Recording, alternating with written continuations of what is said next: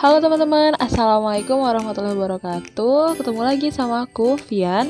Kali ini kita akan bahas buku besar dan neraca saldo sebelum penyesuaian di perusahaan jasa. Ini lanjutan dari yang jurnal umum kemarin ya.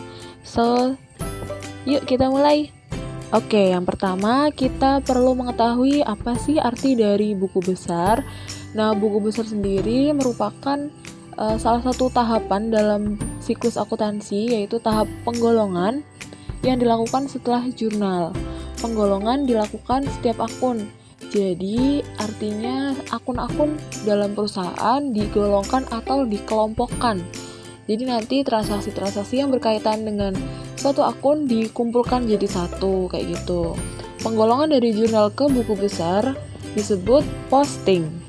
Seperti yang kemarin aku pernah bilang, posting bisa dilakukan setiap hari atau setiap terjadi transaksi dan setiap akhir bulan. Kalau setiap terjadi transaksi pada perusahaan yang menggunakan jurnal umum.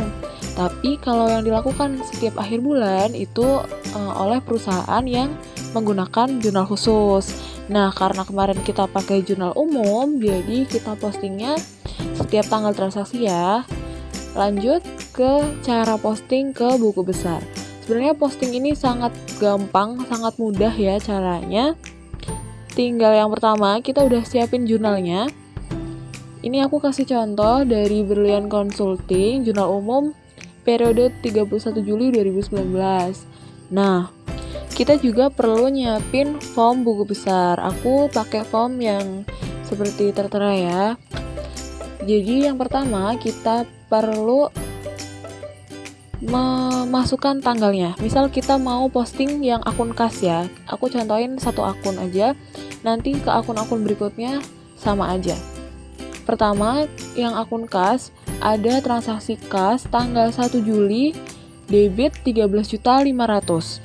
Nah, kita perlu ingat-ingat juga saldo normal dari akun tersebut. Akun kas masuk ke akun harta, berarti saldo normalnya di debit. Nah, yang pertama kalau mau posting, kita masukin tanggalnya dulu.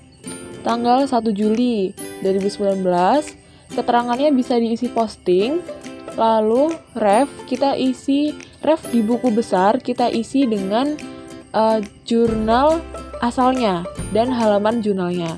Misal nih, kita dari jurnal umum, berarti ditulisnya JU atau singkatan dari jurnal umum, strip 1, maksudnya itu halaman 1, kayak gitu ya. Oke, jadi tadi ya perlu diingat-ingat, ref di buku besar diisi dengan asal jurnal dan halaman jurnal. Nanti kalau asalnya jurnal khusus yang sales jurnal, berarti ditulisnya SJ, misal kayak gitu, sales jurnal halamannya berapa? 1. Misal dari jurnal umum kayak ini, berarti JU strip 1 kalau halaman 1, kalau halaman 2 JU strip 2, kayak gitu. Nah, lanjut kita masukin, kita lihat saldo yang kas ada di debit. Nah, kita masukin juga di kolom debit, kayak gitu. Lalu lanjut ke kanan, di yang saldo yang di buku besar ini, yang di 2 kolom paling kanan, ini menunjukkan saldo setelah mutasi dari akun tersebut. Jadi karena tadi debit 13.500.000, lanjut ke kanan 13.500.000 kayak gitu. Nah, yang di jurnal umum perlu diisi refnya. Ref di jurnal umum diisi dengan nomor akun dari akun yang telah diposting. Ini kan kita posting akun kas ya, nomor akunnya 11.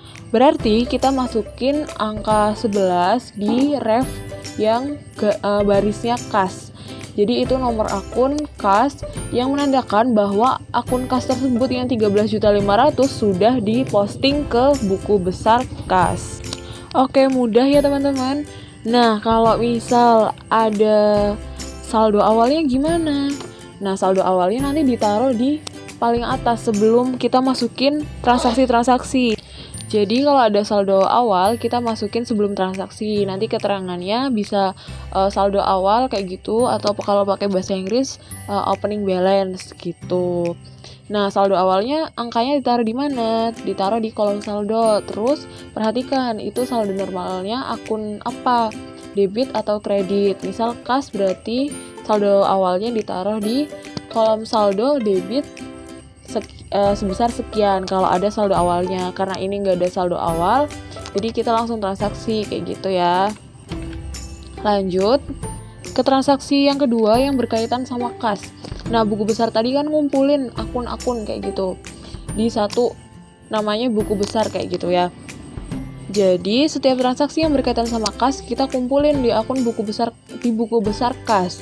Kayak transaksi yang ini, pembayaran sewa untuk 2 bulan. Ada transaksi yang berkaitan sama kas. Kasnya dikredit sebesar 4.800.000. Karena ini jurnal umum, berarti kita postingnya karena ini perusahaan yang menggunakan jurnal umum, berarti kita posting transaksi setiap tanggal gitu ya. Berarti yang kayak sama yang tadi, kita masukin tanggalnya, lalu keterangannya bisa diisi posting. Refnya sama dari asal jurnalnya, JU strip 1, jurnal umum halaman 1, lalu masukin saldo kas yang di jurnalnya, di mana posisinya di kredit, berarti kita masukin di kredit juga. Nah, di kolom saldo yang paling kanan ini debit itu 8.700.000 dari mana? Dari yang atasnya 13.500.000 debit, ketemu yang di kredit yang transaksi yang kedua itu ya 4.800.000, berarti dikurangin 13.500.000 dikurangin 4.800.000 sama dengan 8.700.000 kayak gitu.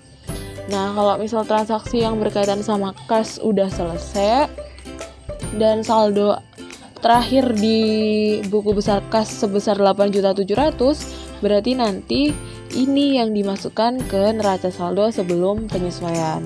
Lanjut kita bahas neraca saldo sebelum penyesuaian. Nah, ini merupakan tahap pengikhtisaran akun-akun setelah dari buku besar yang berisi saldo akhir dari buku besar itu.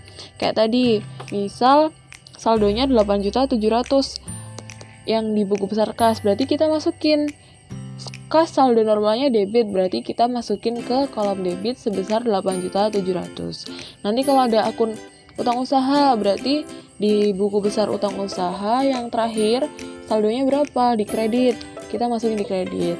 Modal saldo normalnya juga di kredit. Pendapatan saldo normalnya juga di kredit. Beban saldo normalnya di debit. Nah, kalau di neraca saldo sebelum penyesuaian akhirnya harus ditotal ya teman-teman. Nah, totalnya harus balance antara debit dan kredit. Karena balance itu mengindikasikan bahwa pekerjaan teman-teman benar, tapi tidak menutup kemungkinan juga ada yang salah gitu loh. Jadi balance mungkin benar, tapi mungkin juga salah kayak gitu. Tapi kalau udah nggak balance itu pasti salah gitu ya. Oke, udah selesai nih pembahasan buku besar sama neraca saldo sebelum penyesuaian. Terima kasih pada yang telah menyimak. Sampai jumpa di materi selanjutnya. Insya Allah akan bahas jurnal penyesuaian, dan pastikan sudah paham materi di jurnal sampai neraca saldo sebelum penyesuaian. Terutama lebih pahami lagi di analisis transaksinya. Oke, semangat belajar teman-teman. Sekian, wassalamualaikum warahmatullahi wabarakatuh.